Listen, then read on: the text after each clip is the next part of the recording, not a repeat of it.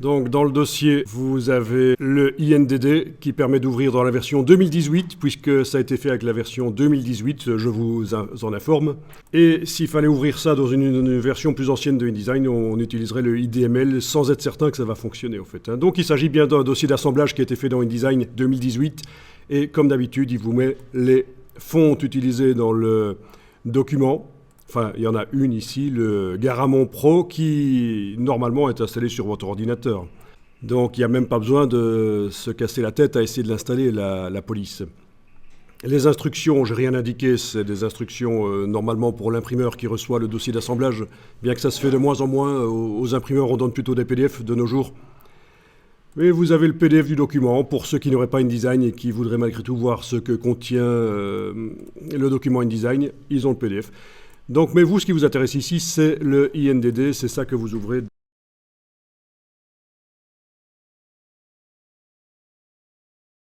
Double-clic sur la main dans la palette des outils pour voir les pages en grand. Alors, vous avez donc du texte qui est dans 3 pages et ce qui est particulier ici, c'est que c'est un document en flux continu. C'est-à-dire que si vous zoomez en arrière avec la roulette, Alt roulette, et que vous sélectionnez un des blocs à 2 colonnes qui se trouvent sur les pages, vous allez peut-être voir ces lignes qui relient les blocs et qui indiquent que le texte qui est mis dans le premier bloc ici coule dans le second de la page de droite, qui lui-même, une fois qu'il est rempli, coule dans la page de gauche suivante.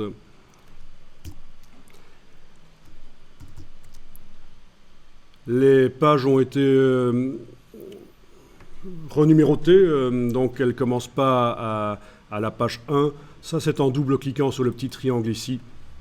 On a les options de numérotation et de section et on a indiqué qu'en fait, on est en train de créer un document qui va s'insérer dans un document plus grand. On est en train de créer, par exemple, un article de magazine qui commence en page de gauche, page 38. Et voilà pourquoi la première page est une page de gauche. Contrairement à ce qui se passe d'habitude dans InDesign, la première page est toujours une page de droite, numérotée 1. Mais ici, grâce au double-clic sur le petit triangle, on a été précédemment dans ce document indiqué que non, ça commence en page 38. Alors, si vous ne voyez pas les lignes qui relient les blocs, c'est peut-être que vous êtes en affichage aperçu. Ça peut arriver. Ou peut-être que vous n'avez pas cliqué sur un bloc pour le sélectionner. Donc il faut les deux. Il faut avoir cliqué sur un des blocs, n'importe lequel d'ailleurs, qui sont dans le document. Et il faut être en affichage normal. Donc ça se gère par ici en fait. Un menu affichage extra, c'est masquer le chaînage du texte. C'est ça qui a été fait précédemment. Pour le voir, affichage extra, afficher le chaînage du texte. Donc dans la version anglaise, c'est display, extra, show text threads.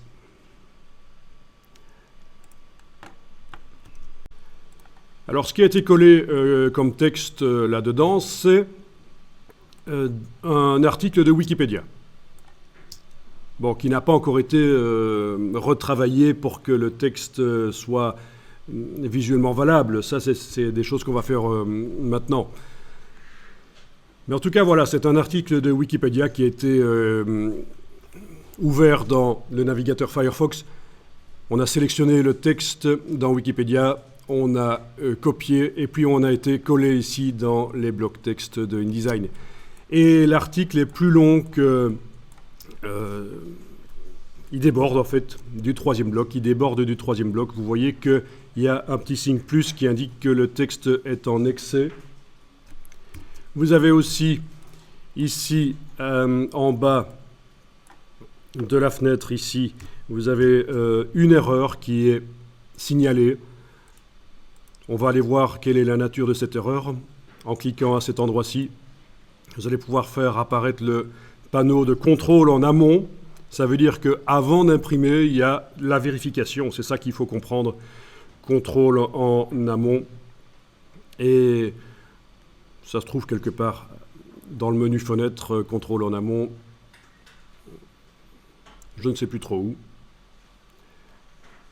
Oui, c'est ça, c'est dans fenêtre sortie, contrôle en amont. Mais vous l'avez aussi en faisant ceci.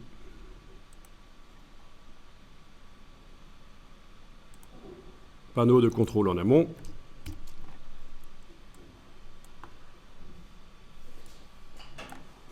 Et on vous indique qu'il y a un problème, donc une erreur, qu'on peut ouvrir ici pour aller voir de quoi il s'agit. C'est un bloc de texte. Dans un bloc de texte, il y a du texte en excès. Voilà, et éventuellement, il y a les informations ici qui vous disent comment résoudre le problème. Soit faire le bloc de texte plus grand, mais comme vous voyez sur notre page, il est déjà très grand sur la page, donc ça ne va pas être la solution. Ou alors faire le texte plus petit pour qu'il rentre dans le bloc. Là aussi, ça va... On veut garder le texte bien grand comme il est là. Ou alors ajouter des blocs, et c'est ça qu'on va faire. On va ajouter des blocs et d'autres pages, puisque vous voyez qu'il n'y a plus de place pour mettre d'autres blocs, donc on va devoir forcément ajouter des pages avec des blocs et on va faire couler le texte là-dedans. Alors voilà, dans la palette pages, vous allez dans le menu de la palette pages et vous allez indiquer que vous insérez des pages. Alors on va insérer par exemple 3 pages après la page 39.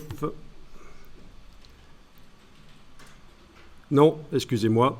3 pages à la fin du document. Je viens de vérifier, la page 39 n'est pas la dernière page, c'est juste la page sur laquelle on était en train de travailler, là, sur laquelle j'étais en train de travailler dernièrement, mais on va plutôt changer ici 3 pages à la fin du document. Ben oui, sinon ça se serait inséré entre la 39 et la 40, ça ne m'intéresse pas ça. Donc c'est 3 pages à la fin du document, ok. Les voilà les 3 pages. Alors ces pages contiennent déjà des blocs avec, oui, donc un bloc par page, un bloc avec 2 colonnes à l'intérieur du bloc. Et ces blocs sont verrouillés. Ils sont verrouillés parce qu'ils viennent du gabarit. Donc on a 2 solutions pour les déverrouiller. Soit on active les pages dans la palette pages en faisant clic, majuscule clic pour activer toutes les pages, vous voyez. Première page ici qui me pose problème avec un bloc verrouillé. Puis avec majuscule clic, je clique sur la dernière qui me pose problème, forcément les intermédiaires. L'intermédiaire ou les intermédiaires se sélectionnent et alors dans le menu de la palette page, on peut demander de libérer les éléments de gabarit. Ou alors on peut le faire manuellement sur les blocs un par un avec les touches CTRL majuscule, donc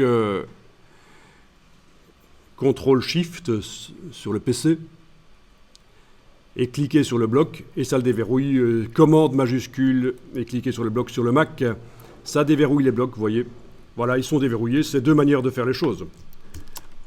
Si vous avez énormément de pages, bien sûr, la première méthode, libérer tous les éléments du gabarit après avoir sélectionné les pages, ce sera mieux, ce sera plus rapide. Et on va faire le chaînage. Alors, on va le faire à la volée, c'est-à-dire que d'un coup, je vais chaîner les 3 blocs pour que le texte coule dans cette page-là, puis dans celle-là, puis dans celle-là. Donc, première chose à faire, c'est d'aller cliquer sur le petit signe plus qui se trouve là à la fin du texte. Attention, c'est bien cliquer. Je le dis parce que beaucoup font un cliquer glisser et puis ça foire. C'est bien un clic tout simplement, sans bouger. Clic, voilà. Et puis, vous voyez que j'utilise la barre d'espacement pour bouger évidemment les pages dans la fenêtre, Alt roulette pour zoomer en arrière. Je vais positionner le pointeur sur le bloc suivant que j'ai déverrouillé précédemment, parce que si j'ai oublié de déverrouiller, ça ne marche pas. Mais plutôt que de bêtement cliquer, qui va m'obliger à recliquer sur la petite flèche plus la petite croix plus rouge, et puis à nouveau faire l'opération, je vais faire à la volée, c'est-à-dire j'enfonce maintenant la touche Alt. Vous gardez la touche Alt enfoncée, vous avez vu que l'icône change. Quand on enfonce la touche Alt, vous la gardez enfoncée, vous cliquez sur le bloc, voilà.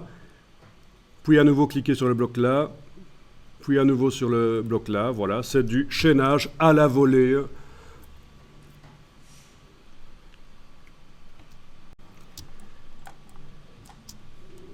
Alors, apparemment, il n'y a pas encore assez de pages, puisque l'article, dans mon cas en tout cas, oui, dans votre cas aussi, puisque on travaille sur le même document de départ, à un certain moment, on va chacun aller un peu modifier à sa manière le document, mais pour l'instant, on est dans le document de départ.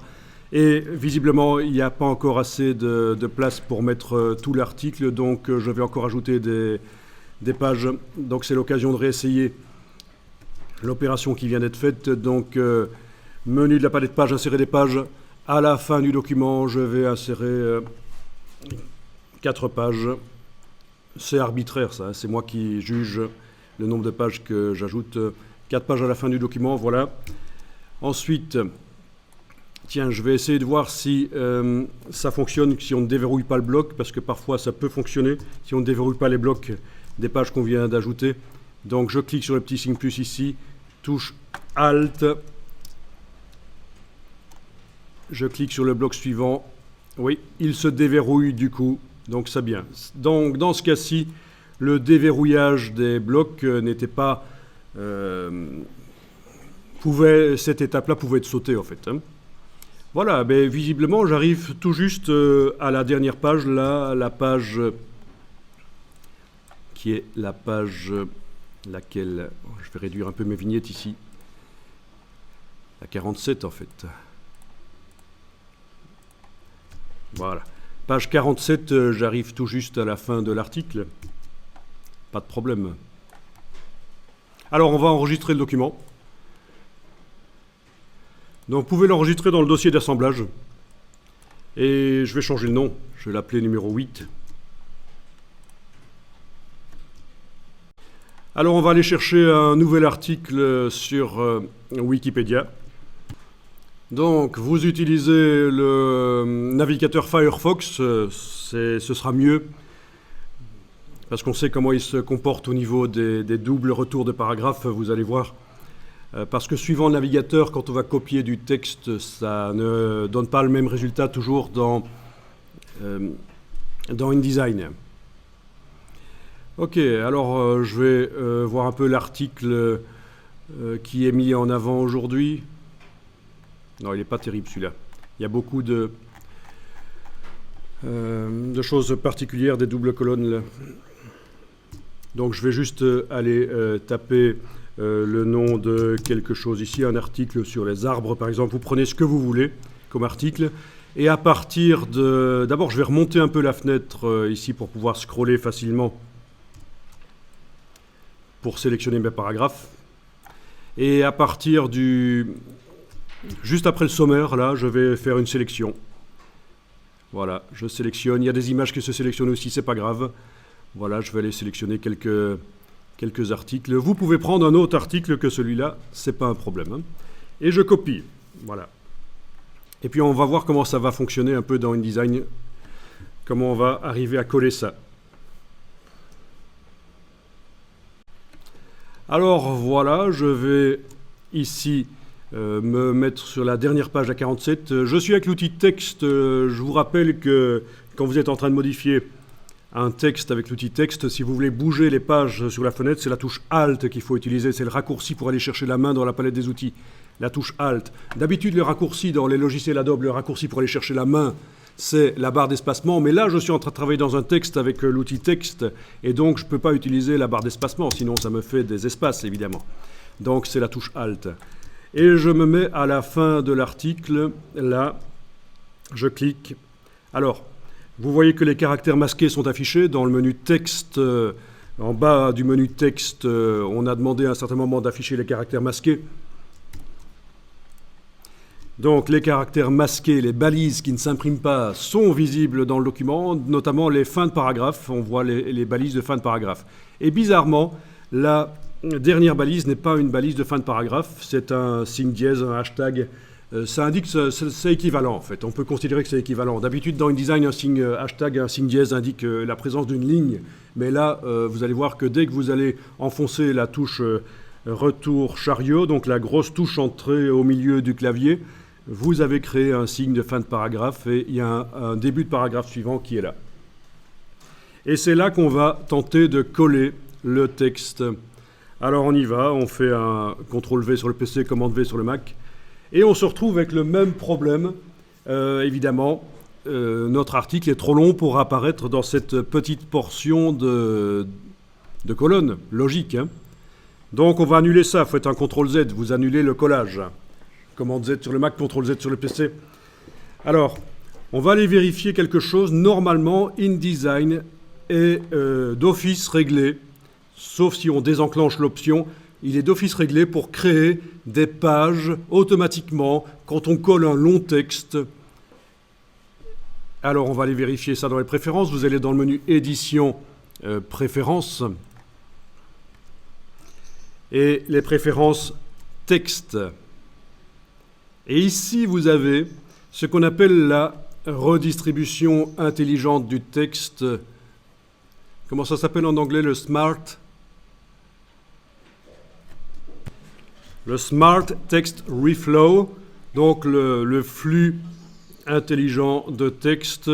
C'est ça que ça veut dire, que quand on colle un texte et qu'il n'y a pas assez de place dans InDesign, normalement, si ceci est enclenché, il doit, à la fin de l'article, c'est réglé comme ça ici, à la fin de l'article, il doit... L'article, c'est donc le texte qui est dans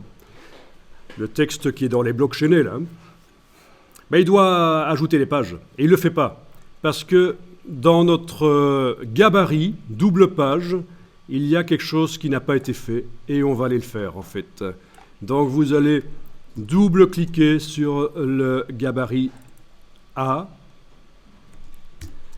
Vous vérifiez, c'est important, vous vérifiez qu'en bas à gauche de la fenêtre, il est bien indiqué A gabarit. Pourquoi est-ce que je vous dis ça? C'est parce que quand je dis de double-cliquer sur le gabarit, il y en a certains qui font juste un clic, et donc ils sont toujours en train de travailler sur les pages du document. Ils n'ont pas affiché le gabarit en grand dans la fenêtre. Donc là, vous avez normalement le gabarit qui est utilisé par toutes les pages du document, le gabarit qui apparaît. Et dans le gabarit, on va regarder un peu avec la flèche noire, quand on clique sur un bloc, il n'est visiblement pas chaîné avec le bloc de la page de droite. Mais on va le chaîner. On va le chaîner. Vous allez cliquer sur le petit carré ici, qui n'a pas la croix rouge parce qu'il n'y a pas de texte dedans, évidemment. Ça n'indique pas qu'il y a du texte en excès, mais c'est quand même la porte de sortie du bloc. Vous cliquez là, puis vous cliquez sur le bloc de droite dans le gabarit. Vous avez créé un chaînage dans le gabarit.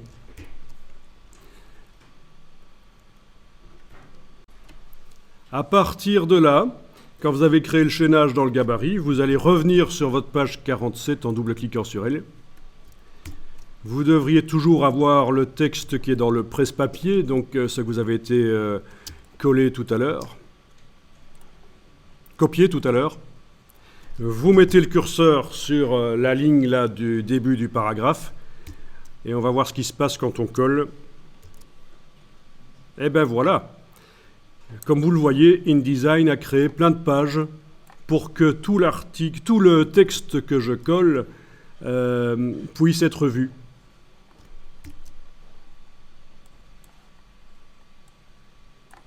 Donc j'en suis à la page 61 dans mon cas, mais vu que vous aviez l'autorisation d'aller chercher d'autres articles que celui que j'ai choisi, et je ne vous ai même pas dit le nombre de paragraphes que j'ai copiés, il est possible que vous soyez à 58, 59, 64, bon peu importe, hein, donc c'est logique. Alors on va enregistrer le document, on n'est jamais trop prudent.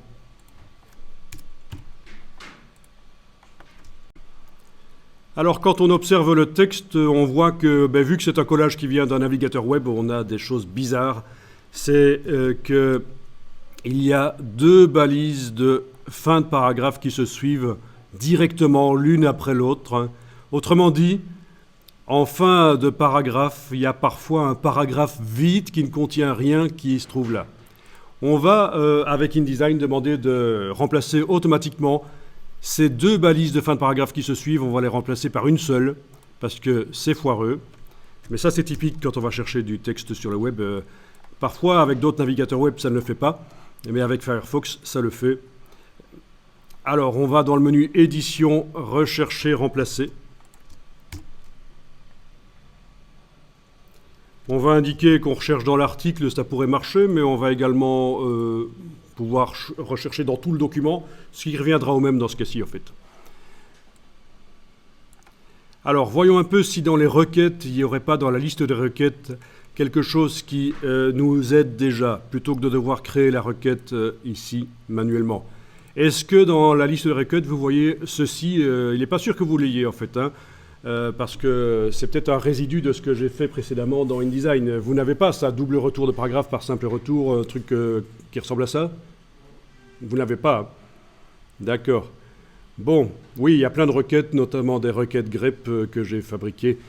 Ben écoutez, on va faire la requête manuellement, et tant qu'à faire, on va même l'enregistrer à un certain moment. Comme ça, si on doit la refaire par la suite, on va la récupérer dans le menu. Mais d'abord, il faut la faire manuellement. Vous cliquez à cet endroit-là, vous allez dans le gizmo ici demander une fin de paragraphe. Pourquoi le gizmo est là? Parce qu'on ne se souvient pas toujours comment il faut indiquer qu'on recherche une fin de paragraphe dans le champ recherché ici. Vous voyez, le accent circonflexe, c'est comme ça que ça s'appelle, je pense. Hein. Et un P, voilà. Je ne sais pas nécessairement que c'est ça qu'il faut taper pour rechercher une balise de fin de paragraphe. Alors, cette balise de fin de paragraphe va être suivie directement d'une autre balise de fin de paragraphe. Donc, je retourne dans le gizmo et je demande fin de paragraphe. Voilà. Donc, deux balises de fin de paragraphe qui se suivent que je remplace par une seule. Donc, dans remplacer par, je mets une balise de fin de paragraphe. Voilà ce que vous devez avoir. Alors, avant de lancer la recherche, je vais sauvegarder cette recherche pour qu'elle apparaisse dans la liste pour les fois suivantes que je dois l'utiliser. Enregistrer la requête. Allez-y. Et vous mettez le nom que vous voulez, quelque chose d'évocateur qui va vous aider à vous souvenir de quoi il s'agit.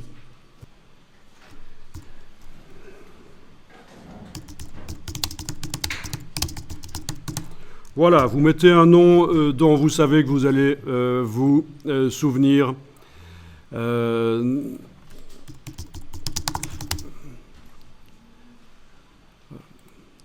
quoi ça correspond. Donc du coup, il se retrouvera dans la liste pour la suite. La fois suivante, ce sera plus simple pour vous. Alors, tout remplacer. Voilà, on fait tout remplacer. Il est dans mon cas, il en a trouvé 45. Donc il y avait 45 endroits où il y avait une double balise de paragraphe qui était voilà, et qui maintenant est remplacée par une seule.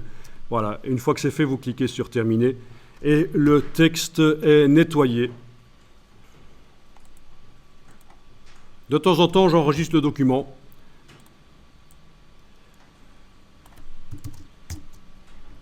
Bien que InDesign ait un système de récupération automatique en cas de plantage, mais ça n'est que les 5 dernières minutes.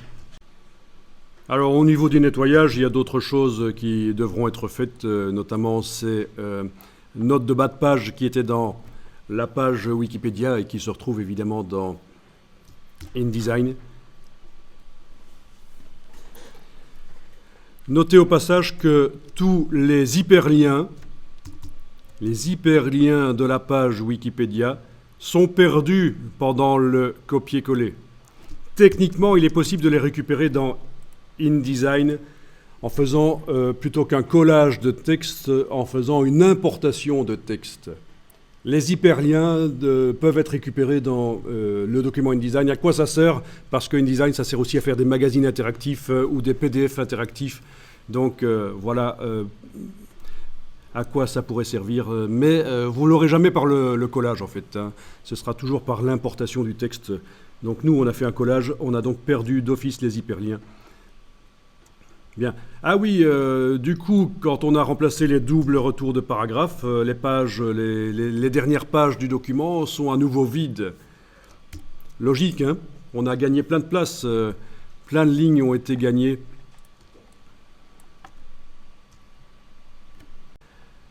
Bien, alors on va améliorer un peu l'aspect du texte. Qu'est-ce qu'il a comme problème le texte? Ben, il a des lézardes peut-être qui sont visibles.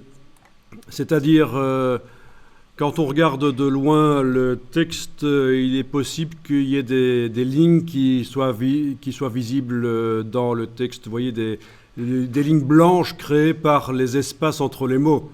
C'est ce qu'on appelle des lézardes. Ça veut dire que le gris typographique du document n'est pas bon. Ça veut dire que normalement, un bon document, au niveau aspect typographique, quand on voit les blocs de texte à une certaine distance, on doit avoir l'impression d'un gris uni, sans lézardes. C'est ce qui fait la différence entre un document qui a l'air pro et un document qui a l'air plutôt d'être fait dans du Word. Et en fait, c'est assez facile de régler le problème dans InDesign, donc on va voir comment régler le problème. Le problème vient de la justification. Les paragraphes ici sont justifiés, c'est-à-dire que les lignes collent de chaque côté de la colonne. Et du coup, il y a certains endroits où on a des grands espaces entre les mots. Vous le voyez ?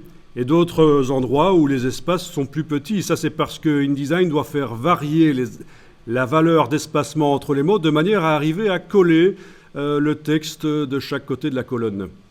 Du texte justifié comme ça. Voilà. Donc, c'est assez facile de résoudre le problème, mais il faut connaître l'astuce.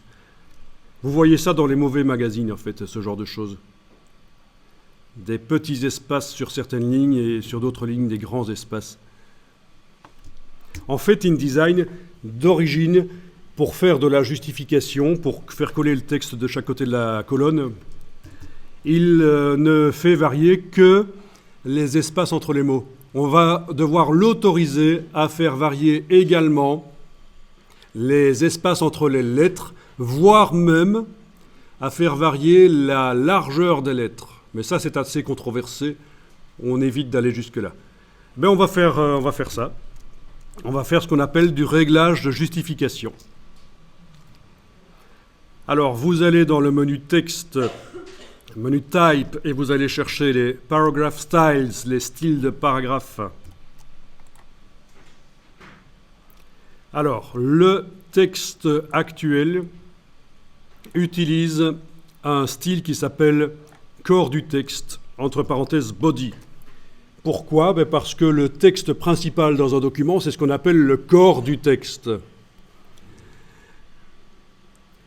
Et en anglais, ça s'appelle le body text. Donc je l'ai mis ici en anglais entre parenthèses. Comme ça, vous avez les deux termes. C'est le texte qu'on rencontre le plus souvent dans le document. Alors la logique, quand on crée un document, c'est de d'abord mettre au point le texte principal qu'on rencontre le plus souvent dans le document. Et puis, au départ de ça, on crée des titres, des titres, sous-titres, des chapeaux, plein de choses, des pavés de texte sur le côté, des citations, etc. Mais en tout cas, il faut démarrer de quelque chose et c'est une bonne approche de d'abord travailler sur le texte principal.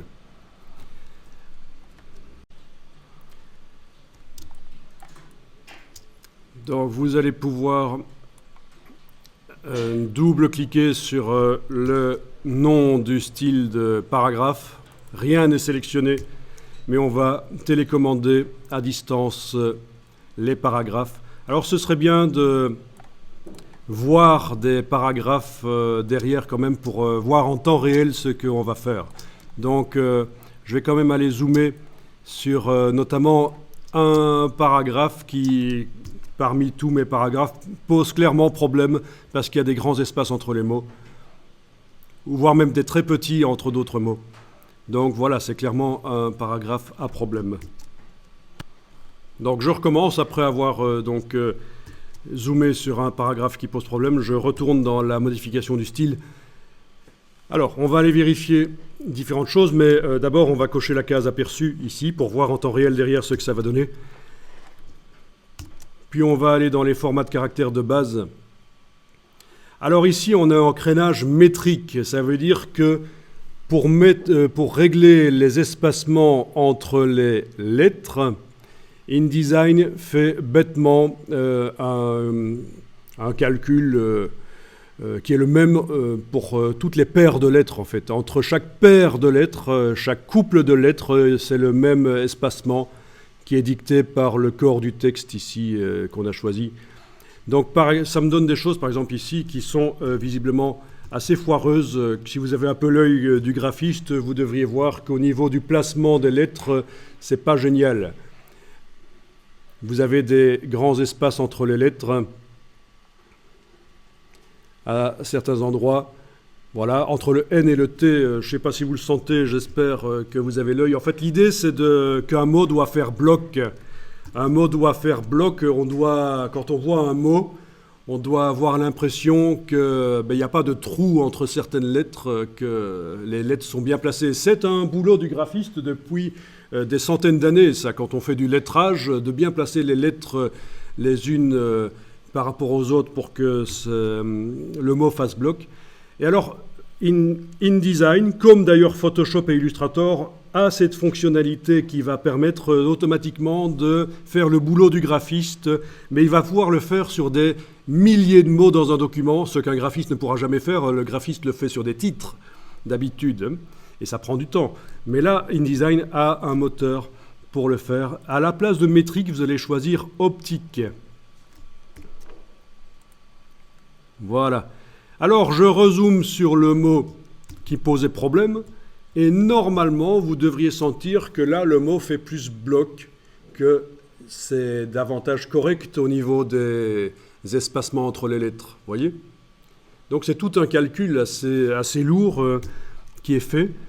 Si vous cochez et vous décochez la case aperçue, vous devriez le voir aussi. Donc, je vous remontre, après avoir décoché la case aperçue, je vous remontre le mot qui m'a servi de référence ici pour vérifier, pour vous expliquer ça.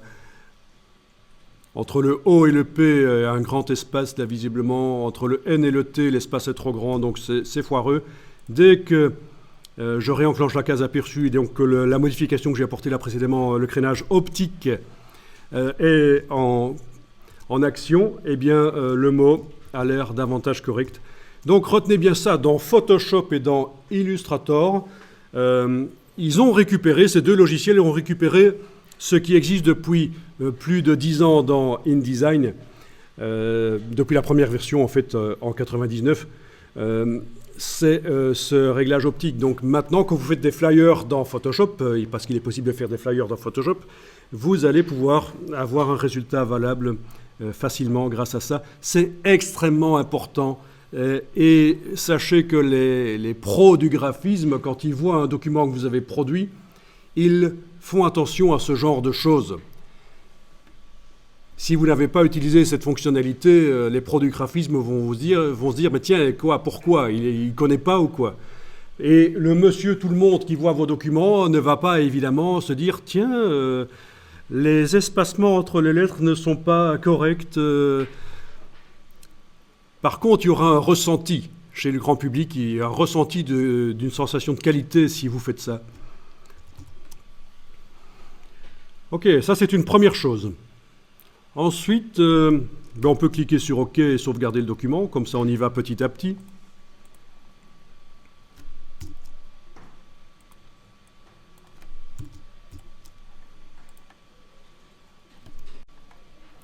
Ensuite, je retourne dans la modification du style de paragraphe. Donc, après avoir été enclenché le réglage optique dans le format de caractère de base, on va aller dans justification.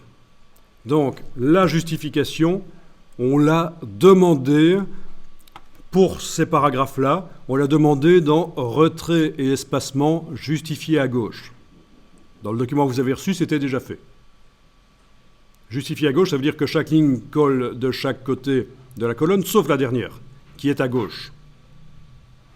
Bon, c'est là-dedans qu'on a été demandé la justification. Mais après, il faut aller régler la justification. C'est dans justification.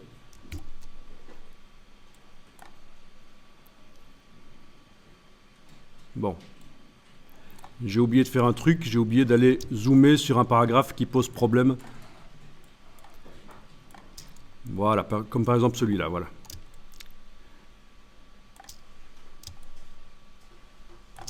Ok. Justification. Alors ici, comme je vous le disais, InDesign actuellement, pour arriver à faire la justification, fait varier les espacements entre les mots. C'est ce qu'on appelle l'intermot. Ça peut diminuer ou augmenter dans ces valeurs-là. Et les espacements entre les lettres ne varient pas du tout. Eh bien, on va les faire varier. Donc je vais passer par exemple à moins 10 ici, voire même moins 15, et ici à 15. Touche tabulation pour valider ce que j'ai écrit dans le cartouche. Donc j'ai moins 15% et 15% en minimum et en maximum.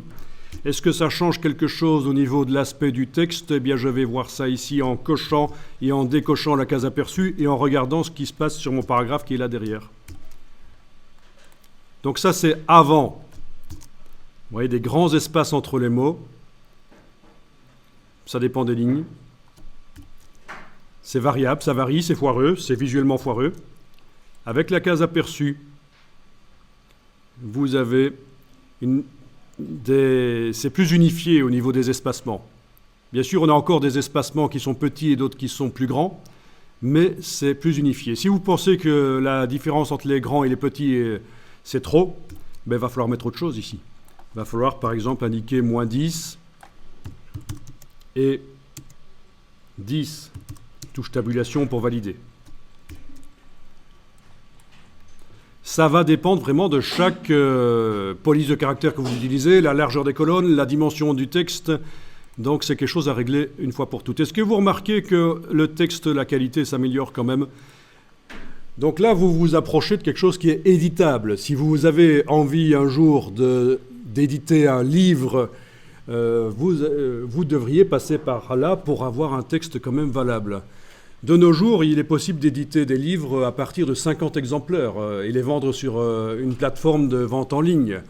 Donc vous êtes passionné par un sujet, vous avez écrit du texte vous-même, vous avez illustré vous-même, vous avez des objets en rapport avec le texte chez vous, vous les avez photographiés, vous avez tous les droits sur le contenu, vous avez la possibilité de faire vous-même un livre illustré pour pas cher et en général en impression offset c'est quelques milliers d'exemplaires au minimum qu'il faut imprimer, mais maintenant avec le numérique on peut à partir de 50 exemplaires sortir les livres, essayer de les vendre et si ça se vend bien on en retire une centaine, on les revend.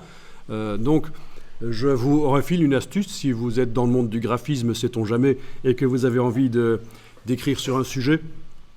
Voilà, c'est possible de nos jours de faire ça. Et donc, tout ce qu'on voit ici va vous servir. Parce qu'on voit comment améliorer l'aspect du texte pour lui donner un côté professionnel, vendeur.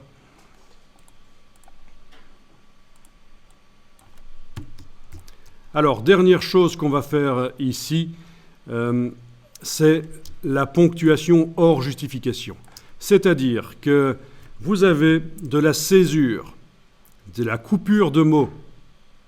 Alors la césure, ça se règle dans le style de paragraphe par la partie césure. En anglais, c'est hyphenation. Notamment pour éviter ce genre de choses. Deux coupures de mots qui se suivent, on peut automatiquement dans InDesign faire en sorte que ça n'arrive jamais parce que c'est foireux. Mais voilà, avant de régler la césure, je vous montre un peu ce qu'est la ponctuation hors justification, c'est-à-dire qu'actuellement, les signes, les tirets de césure collent, ne vont pas au-delà de la colonne, bien sûr. Même chose pour les virgules. Est-ce que j'ai à un certain endroit des virgules qui terminent la ligne? En tout cas, j'ai un point ici qui termine une ligne. Lui aussi ne sort pas. Des virgules, c'est possible, sinon je peux essayer d'en mettre une. Oui, il y en a une là. Là, également, la virgule, vous voyez. Eh bien, on va régler ça. C'est quelque chose, encore une fois, les pros de la typo, les pros de l'édition font attention à ce genre de détails. Monsieur tout le monde, non, mais en même temps, ça participe au ressenti qu'on a sur le document. Alors, comment est-ce qu'on fait? Eh bien, il faut sélectionner le bloc, n'importe lequel. Allez dans le menu Fenêtre, allez-y, menu Windows. Et vous avez la rubrique qui concerne les textes. Et vous avez quelque chose ici qui s'appelle Article. En anglais, ce serait pas... Voilà, oui, donc menu Fenêtre, texte et tableau. Et dans la version anglaise, article au singulier, ici. Article au singulier. S'appelle Story. Alors, il y a un truc vicieux, c'est que dans la version française de InDesign, vous avez autre chose là au-dessus qui s'appelle article au pluriel. Ça, c'est quand on gère une publication et qu'il y a plusieurs rédacteurs d'articles. Et voilà. Mais donc, c'est pas ça qu'on cherche. Hein. Chez vous, dans la version anglaise, ça s'appelle articles. Nous, ce qu'on cherche, c'est article au singulier, story dans la version anglaise. Alors, c'est une palette assez simple puisque vous avez ici une chose à enclencher et normalement, les points et les virgules, tout ça qui sortent pas actuellement de la colonne vont sortir. Voilà, dès que vous enclenchez, vous voyez ça, il y a des choses qui bougent. Regardez les tirets qui sont là, les tirets qui sont là, voilà. Les tirets sortent, les points sortent, les virgules sortent. La virgule a disparu du coup parce que le mot est passé à la page suivante. Sans doute, oui, mais c'est pas grave. En tout cas, voilà le principe. Alors vous êtes certainement en train de vous dire maintenant, mais c'est vraiment ridicule ce truc, ça ne change pas grand-chose. Vous avez raison, sauf que pour obtenir un document typographiquement valable qui donne une sensation de qualité, c'est l'addition de plein de petits trucs ridicules comme ça qui au final fait que le document est valable. C'est l'addition de tous ces petits réglages qui fait que la différence entre un document qui sort de Word et qui est un peu foireux et un document qui sort de InDesign qui est quand même le meilleur logiciel pour faire la mise en page qui est utilisé pour faire la plupart des mises en page que vous trouvez dans les librairies et la plupart des livres.